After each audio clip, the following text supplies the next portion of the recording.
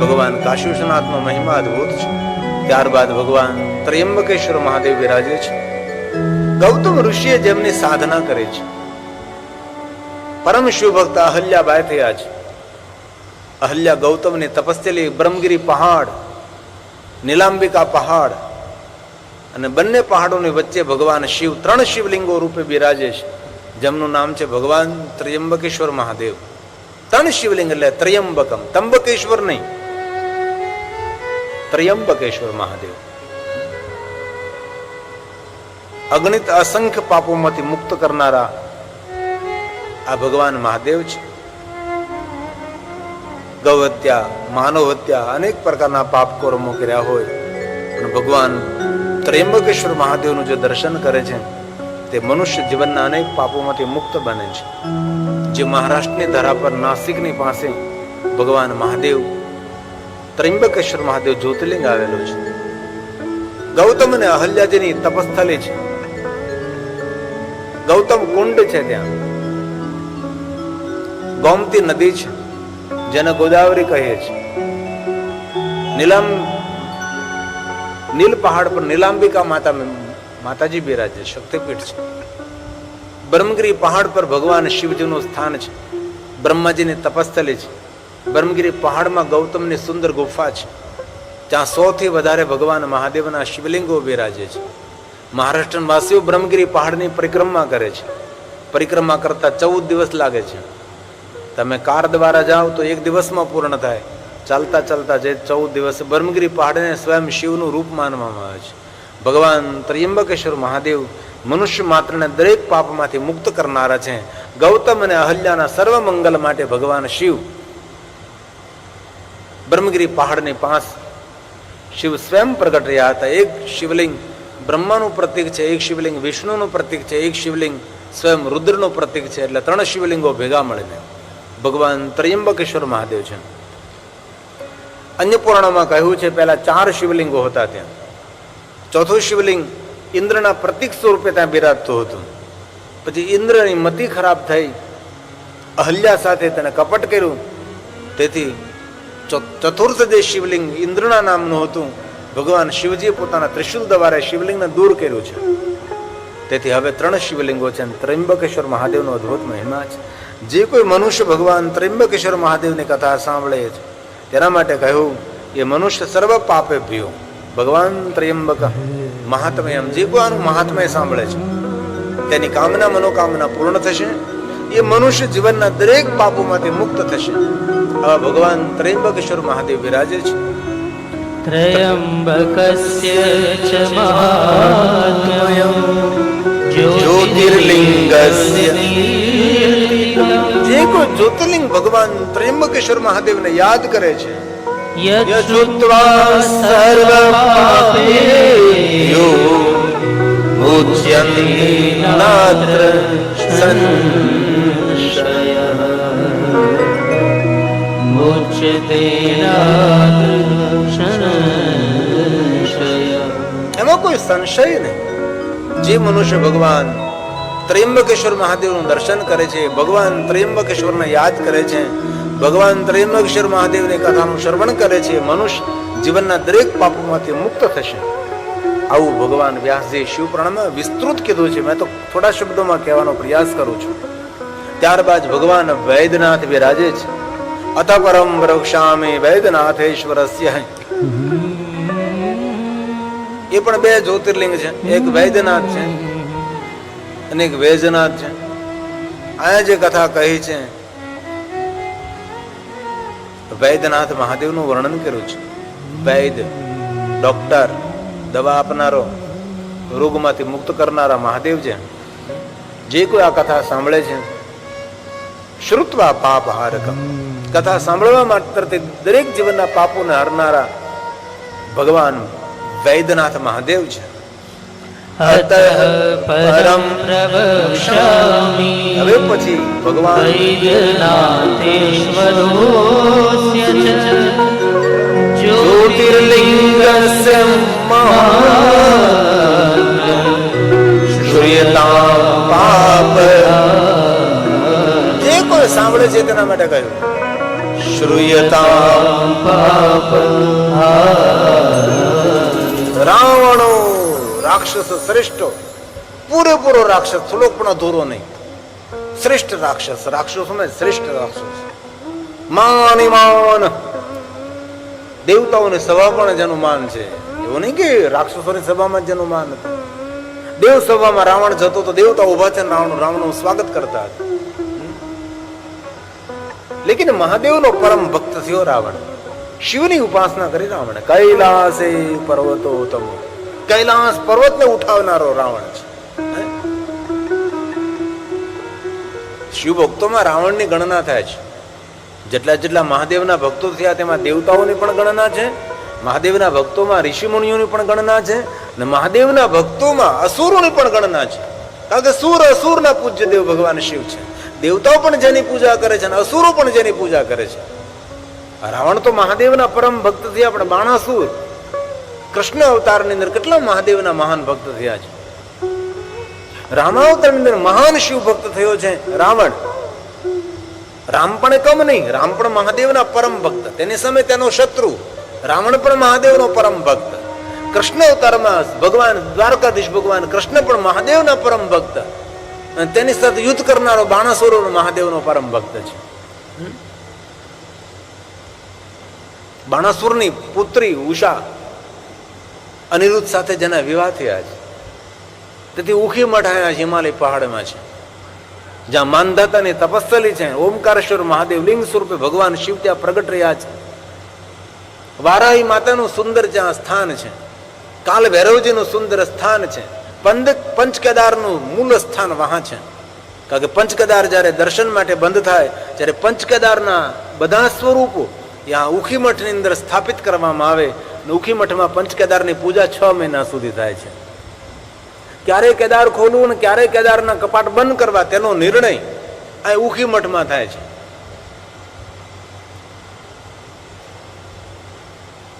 અમે 1 વર્ષ પહેલા ઉખી મઠમાં ભગવાન મહાદેવની કથાનું ગાયન કર્યું હતું, જ્યાંથી પંચકેદારની યાત્રાનો પ્રારંભ થાય અને ભગવાન કેદારેશ્વર મહાદેવના કપાટ બંધ થાય એટલે પૂજા ઉખી મઠમાં થાય. બહુ પ્રાચીન સ્થાન છે, અતિ પ્રાચીન સ્થાન, અને ઓરિજિનલ લિંગ છે, યુગ પ્રાચીન લિંગ છે. રામજીના પૂર્વજ માનધાતા એમને ત્યાં તપસ્યા કરી હતી, અને શિવ ઓમકાર સ્વરૂપે ભગવાન શિવે દર્શન આપ્યા હતા, તેથી ઓમકારેશ્વર મહાદેવ છે. બાણાસુર મહાદેવના પરમ ભક્ત થયા છે. રાવણ પ્રસિદ્ધ ભગવાન શિવનો ભક્ત થયો છે, અને રાવણે સીતાનું હરણ કર્યું છે. તેથી જેનું રામ સાથે યુદ્ધ પણ થયું છે, અને યુદ્ધના પરિણામ સ્વરૂપે રાવણની લીલાનો અંત થયો છે. ભગવાન શિવની પાસે તે સામર્થ્ય માગવા માટે રાવણે શિવનું અદ્ભુત અલૌકિક તપ કર્યું છે. અને ભગવાન મહાદેવજી રાવણને પોતાના કરકમલો દ્વારા શિવલિંગ આપ્યું છે, અને લંકામાં જેને સ્થાપિત કરવાનું કહ્યું. અને રાવણે એવું કહ્યું કે જ્યારે આ શિવલિંગની પૂજા કરું, હું તમને પુકાર કરું એટલે તમારે મને દર્શન આપવાના. મહાદેવનું આપેલું શિવલિંગ રાવણ લઈને જતો હતો લંકા તરફ. ગણેશને ચિંતા થઈ કે આ શિવલિંગ લંકામાં સ્થાપિત કરશે અને રામ અને રાવણનું યુદ્ધ થશે. અને રામ તો સાક્ષાત વિષ્ણુ છે, અને રાવણ તેની શિવલિંગની પૂજા કરવા બેસી જાય, શિવ પ્રગટ થાય અને રાવણ એમ કહે કે મારા પક્ષમાં યુદ્ધ કરો. અને જેના પક્ષમાં શિવ હોય તેનો પરાજય કેવી રીતે થઈ શકે? તેથી ભગવાન ગણેશજીએ ગોવાળનું રૂપ લઈ રાવણના હાથમાંથી શિવલિંગ લઈ લીધું છે અને વચ્ચે સ્થાપિત કરી દીધું છે. અને ગણેશ ભગવાન અદૃશ્ય થયા છે, અને રાવણે પરિવાર ત્યાં ઉપાસના કરી છે, અને શિવે દર્શન દીધા છે. અને મહાદેવે કહ્યું છે, રાવણ જ્યારે પણ તું આવીશ ત્યારે હું તને દર્શન આપીશ. તેથી રાવણ લંકાને છોડીને પોતાનું વિમાન લઈ અને ભગવાનની પૂજા કરવા આવતો હતો, અને ભગવાન શિવનું દર્શન પ્રાપ્ત કરતો હતો. રાવણે 10 મસ્તકો શિવને અર્પણ કર્યા હતા, અને શિવજીએ ફરી તેના 10 મસ્તકોને સાજા કર્યા હતા. તેથી રાવણે કહ્યું, ભગવાન આપ તો વૈદ્ય છો, રોગને દૂર કરનારા છો. અને તેથી ભગવાન મહાદેવ જ્યોતિર્લિંગ સ્વરૂપે જ્યાં પ્રસિદ્ધ થાય છે, પ્રગટ થાય છે, જેનું નામ વૈદ્યનાથ મહાદેવ છે. બીજી કથા એક વૈદ ઋષિની કથા છે, અશ્વિની કુમારોની કથા છે, વેજુ નામના ગોવાળાની કથા છે. જે ઝારખંડની અંદર વૈજનાથ મહાદેવ આવેલા, વેજુ નામના ગોવાળાના નામથી વૈદ ઋષિએ જે ઉપાસના કરી છે એ પરલ્લીમાં છે, જેનું નામ વૈદ્યનાથ મહાદેવ છે. આ બંને શિવલિંગનું અદ્ભુતમાં, અને બંને જ્યોતિર્લિંગ જ છે. વૈદ્યનાથ પણ જ્યોતિર્લિંગ છે અને દેવઘર ઝારખંડની અંદર જે છે વૈજનાથ એ પણ જ્યોતિર્લિંગ છે. જે કોઈ આ કથા સાંભળે છે એના માટે એક મહિમા ગાયો છે. ઇત્યતમ ચ સમાખ્યાતમ ઇત્યેતચ્ચ સમાખ્યાતમ વૈદ્યનાથેશ્વરસ્ય ચ મહાત્મયં શૃણ્વન્તાપમ. જીવનના દરેક પાપોમાંથી મુક્ત કરનારા વૈદ્યનાથ મહાદેવ છે. નૃણાં ભવતિ ભસ્મસાત, નૃણાં ભવતિ જીવનના દરેક પાપોમાંથી મુક્ત કરનારા ભગવાન વૈદ્યનાથ મહાદેવ છે. વૈજનાથ મહાદેવ છે. ત્યારબાદ ભગવાન નાગેશ્વર મહાદેવ છે. નાગકુળની રક્ષા કરવા માટે સ્વયં શિવ પ્રગટ થયેલા હતા. નાગ દેવતાઓના ઈષ્ટ છે ભગવાન શિવ છે. જ્યારે નાગકુળની હત્યાઓ થતી હતી, નાગ કન્યાઓને લૂંટવામાં આવતા હતા, એ સમયે પ્રધાન નાગ ભગવાન શિવના ચરણે ગયા અને ભગવાન શિવજી પૂરા નાગકુળની રક્ષા કરે છે. તેથી નાગકુળમાં નિર્ણય લેવાનો કે આપણા ઈષ્ટ મહાદેવ રહેશે, અને નાગ લોકોએ ભગવાન શિવની સ્થાપના કરી. તેથી નાગેશ્વર મહાદેવ તરીકે ભગવાન શિવ પ્રસિદ્ધ થયા છે.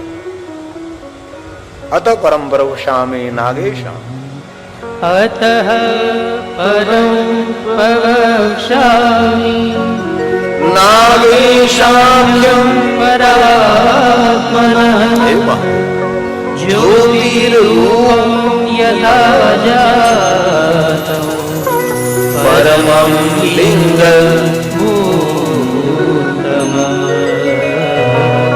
પરમં લિંગં. દારૂકા વનની અંદર દારૂક અને દારૂકા નામના રાક્ષસ અને રાક્ષસી રહેતા. જંગલમાં જે વનવાસીઓ રહેતા હતા તેને લૂંટવાનું કામ કરે છે. રાક્ષસોનો સ્વભાવ છે, કરે શું? લૂંટે. પેલા જંગલમાં લૂંટારું થઈને હવે બધા શહેરમાં.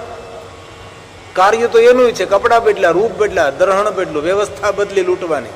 બાકી લૂંટવાનું કામ શરૂ જ છે. દારૂક અને દારૂક બંને રાક્ષસ અને રાક્ષસી દારૂકા વનમાં રહે છે, હાહાકાર મચાવે છે. વનમાં રહેતા વનવાસીઓ આ રાક્ષસ અને રાક્ષસી ત્રાહિમામથી, અને એ વનથી દૂર એક ઓરવ ઋષિ નામના એક મહાત્મા રહે, બરાબર તપસ્વી મહાત્મા.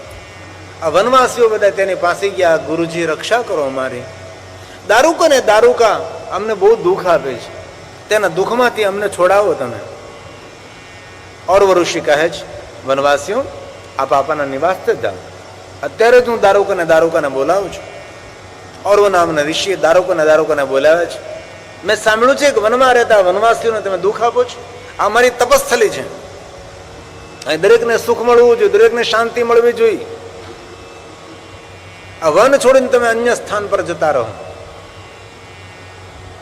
અને જો તમે નહીં જાઓ તો હું તમને બાળીને ભસ્મ કરી દઈશ. દારૂક અને દારૂકા જાણતા હતા કે ઓરવ ઋષિ તપસ્વી છે, ધારે તો આપણને બાળીને ભસ્મ કરી શકે છે.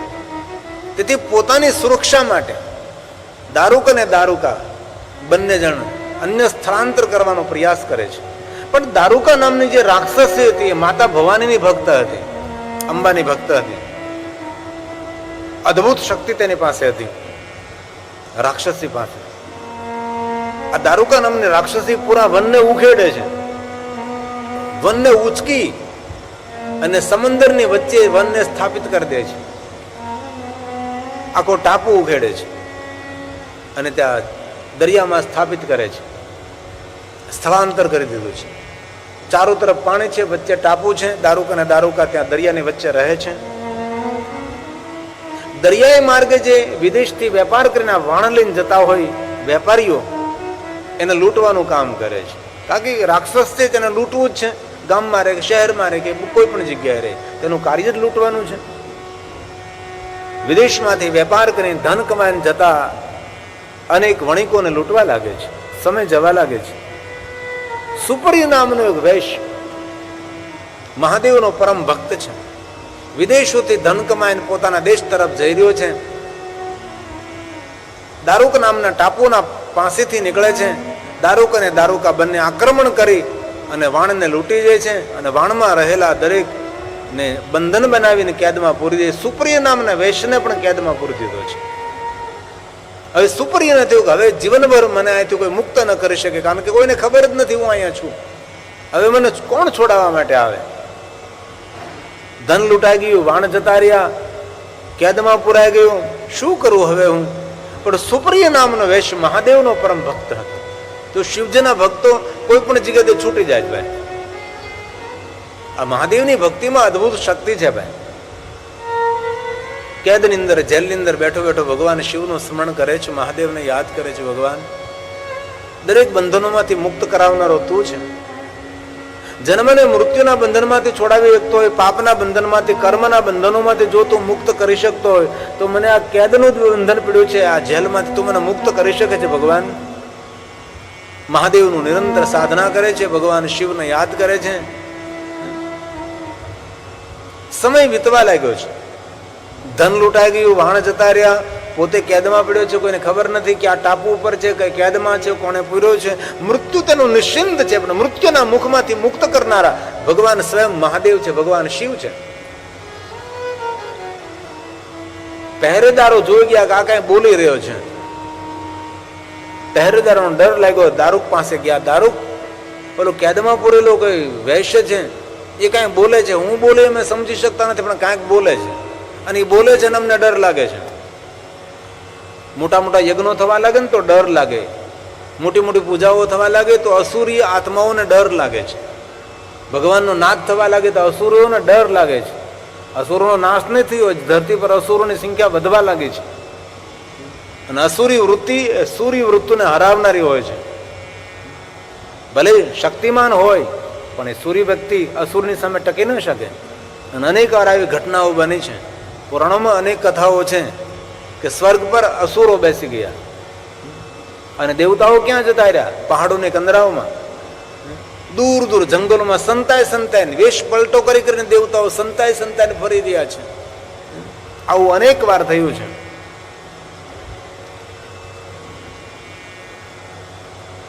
દારૂક નામનો અસુર આવે છે, દારૂકા પણ આવે છે. સુપ્રિય કંઈક બોલતો જોવે સુપ્રિય નામના વેશને. બંને જણા તેને ધમકાવા લાગે છે અને કહે છે તો જે કાંઈ બોલે છે તારું બોલવાનો બંધ કર. સુપ્રિય કહે કે ના, હું તો ભગવાન શિવનું ભજન કરું છું. દારૂક નામના રાક્ષસને ક્રોધ આવ્યો છે, હાથમાં તલવાર ઉપાડે છે અને સુપ્રિયને મારવાનો પ્રયાસ કરે છે. અને એ સમયે સુપ્રિય ભગવાન શિવને યાદ કરતા ભગવાન શિવ ત્યાં પ્રગટ થાય છે. દારૂકા નામની રાક્ષસી સમજી ગઈ શિવ પ્રગટ થયા છે, અમને બાળીને ભસ્મ કરશે. એ સમયે દારૂકા નામની રાક્ષસી માતા ભવાનીને યાદ કરવા લાગે છે, અમારા કુળને રક્ષા કરવા. અને જગદંબા પણ ત્યાં પ્રગટ થાય છે.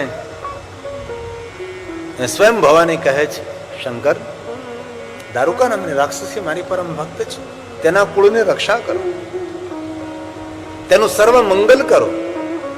સુપ્રિય નામનો વૈશ્ય કહે છે, ભગવાન મહાદેવ આપે મારી રક્ષા કરે છે, આ બંને જણનું પણ કલ્યાણ કરો. દારૂક નામના રાક્ષસનું પણ સારું કરો, દારૂકા નામની રાક્ષસીનું પણ તમે મંગલ કરો. અસુરના મંગલ, આ શિવ ભક્તોની માનસિક વૃત્તિ હોવી જોઈએ. મહાદેવનો ભક્ત કહેવાય કોને? કોઈના છિદ્રો ખોલે તેને, કોઈની નિંદા કરે તેને, કોઈનું અકલ્યાણ વિચારે તેને, કોઈનું અહિત કરે તેને મહાદેવનો ભક્ત કહેવાય. શિવ ભક્ત તેને કહ્યું છે શત્રુઓ પ્રત્યે પણ તેનો કલ્યાણનો ભાવ. ભાવ ભાવા કરમ શિવમ, સૌ પ્રત્યે એવો ભાવ કે એનું પણ કલ્યાણ થાય, તેનું સારું, શત્રુઓનું, દુશ્મનોનું પણ મંગલ કરનાર એ શિવ ભક્તોની એક માનસિકતા હોય છે. સુપ્રિયની ભગવાને મંગલ કર્યું, કલ્યાણ કર્યું છે. અને દારૂકાને દારૂકાની પ્રાર્થનાથી ભગવાન શિવ ત્યાં પ્રગટ રહ્યા છે. અને એ શિવલિંગની પૂજા નાગકુળે કરી છે અને તેથી શિવલિંગનું નામ નાગેશ્વર મહાદેવ રહ્યું છે. અને જે દારૂકા નામની રાક્ષસી ઉપર માતા ભવાની પ્રગટ થઈ હતી, ત્યાં માતાનું સ્થાન રહ્યું છે, જે નાગેશ્વરી નામ તરીકે પ્રસિદ્ધ છે. અને જે કોઈ મનુષ્ય નાગેશ્વર મહાદેવની કથાનું શ્રવણ કરે છે, નાગેશ્વર મહાદેવને યાદ કરે છે, તેના માટે કહ્યું સર્વાન કામાન નાગેશ્વર મહાદેવની કથાનું શ્રવણ કરવાથી, ભગવાન નાગેશ્વરને યાદ કરવાથી, નાગેશ્વર મહાદેવનું દર્શન કરવાથી મનને જે કામના હોય એ ભગવાન નાગનાથ પૂર્ણ કરે છે. આપણું એક દ્વારકાની પાસે નાગનાથ છે, એક મહારાષ્ટ્રમાં ઓઢા નાગનાથ છે અને એક પાકિસ્તાનમાં પણ નાગનાથ છે. આવા ઘણા બધા સ્થાનો બતાવ્યા છે. તેથી જ્યોતિર્લિંગ નાગેશ્વર મહાદેવનો મહિમા છે. નિત્ય કોઈ સાંભળે નાગેશ્વર મહાદેવનો મહિમા.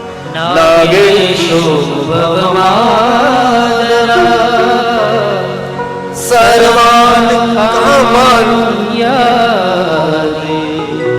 ગમાન મહાપાતકં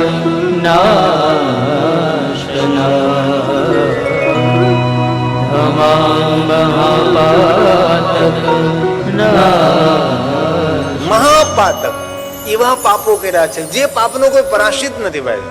દુનિયામાં કોઈ પરાશિત, તેના માટે કોઈ કર્મકાંડ, તેના માટે પૂજા યજ્ઞ કોઈ વ્યવસ્થા જ નથી. એવા પાપોમાંથી મુક્ત કરનારા ભગવાન નાગેશ્વર મહાદેવ છે. આવતા વર્ષે ઓઢા નાગનાથમાં કથા છે. રવિન્દ્ર અગ્રવાલ, સુધા અગ્રવાલ ધુલિયાના છે. એને 3 કથાઓ મારી પાસે જ લીધી છે. એક એના વતનમાં કથા કરી અને 2 કથા બીજી, એક નાગેશ્વર ઓઢા નાગનાથમાં અને બીજી ઝારખંડ વૈજનાથમાં. કેટલા માણસો ડાયા માણસો, 3 કથાઓ.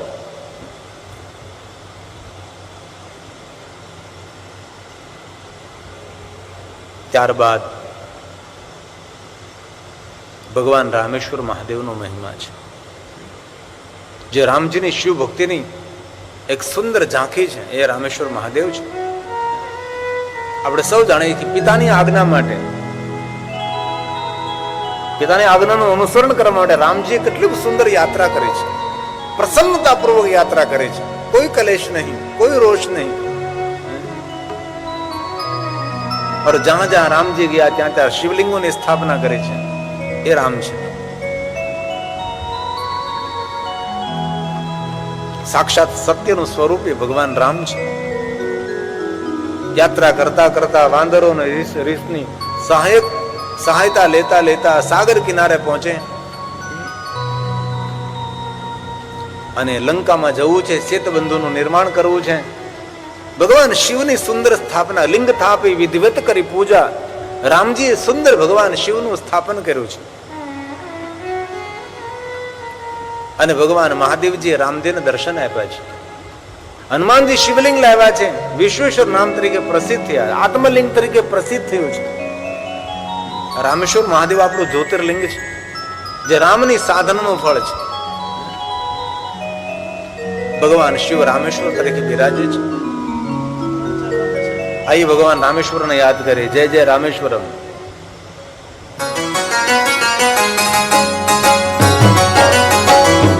જ્યોતિર્લિંગ રામેશ્વર. હે મહાદેવ, હે મહાદેવ.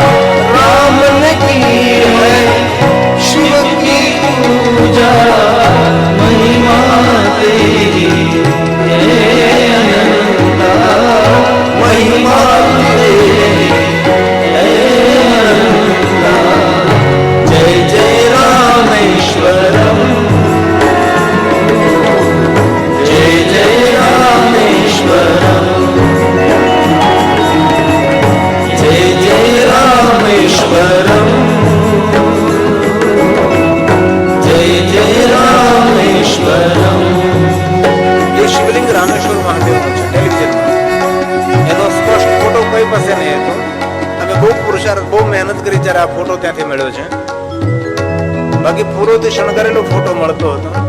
શિવલિંગ કેવું છે કોઈને ખબર નહીં હતી. રેતનું શિવલિંગ છે. પાતંજલિની તપસ્થલી છે રામેશ્વર મહાદેવ. દિવ્ય સ્થાન છે રામેશ્વર મહાદેવ. આ જ્યોતિર્લિંગ છે, કારણ કે ગર્ભગૃહમાં કોઈ ત્યાં જવા દેતું નથી. અને દક્ષિણ ભારતના કોઈ પણ શિવાલયોમાં અંદર લાઇટ ન હોય, દીવા જગતા હોય એટલે પૂરું દેખાય નહીં. એટલે મેં બહુ ત્યાં વિનંતી કરી કે અમને ઓરિજિનલ ફોટો જોઈએ છે.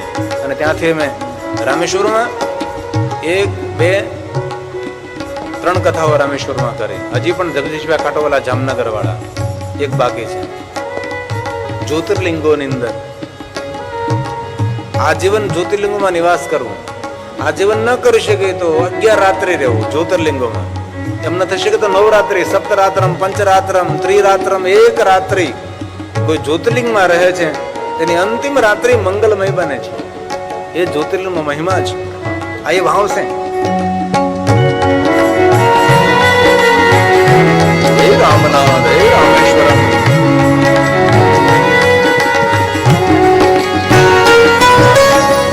સંગ વિસોહે વિશ્વનાથા, સંગ મેં શોભે વિશ્વનાથા, હનુમંત ને શિવ કી પૂજા, હનુમંત ને શિવ કી પૂજા. જય જય રામેશ્વરમ, જય જય રામેશ્વરમ, જય જય રામેશ્વરમ, જય જય રામેશ્વરમ. પાર્વતી પર્વત પર દેવી દેવી, વિશાલક્ષી, મીનાક્ષી, કામાક્ષી, રામેશ્વર સંત વિરાજે પર્વત પર દેવી. હે મા ભવાની.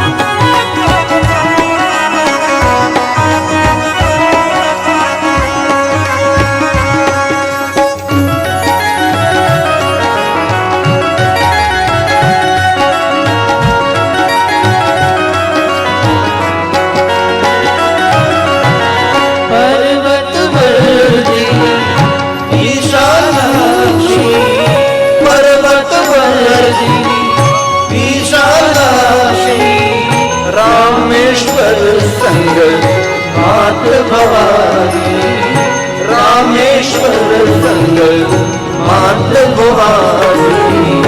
જય જય રામેશ્વરમ, જય જય રામેશ્વરમ, જય જય રામેશ્વરમ, જય જય રામેશ્વરમ.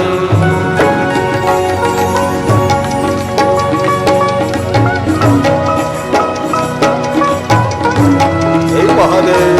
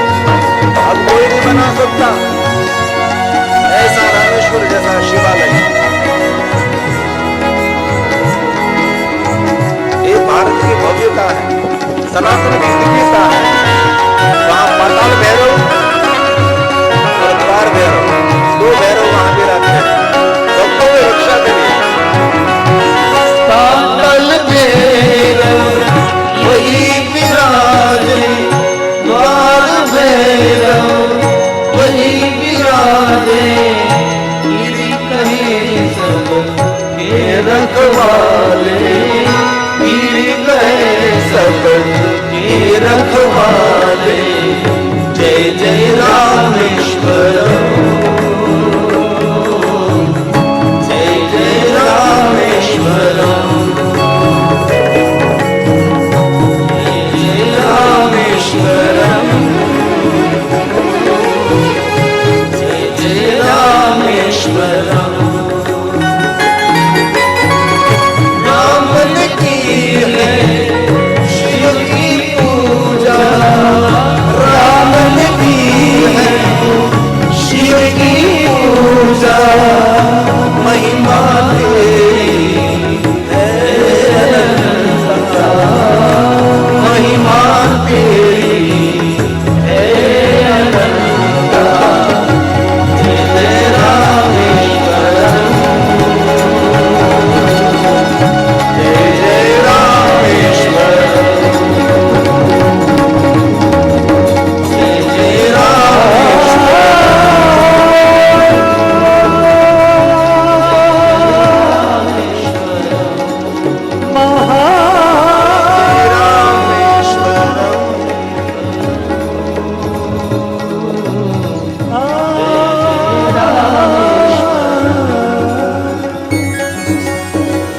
लिंग धाप विधिवत करी पूजा, शिव समान प्रिय मोहीन दूजा, शिव समान प्रिय मोहीन दूजा। ભગવાન રામજી મહાદેવના પરમ ભક્ત થયા છે. ત્યારબાદ 12મું જ્યોતિર્લિંગ ઘોષમેશ્વર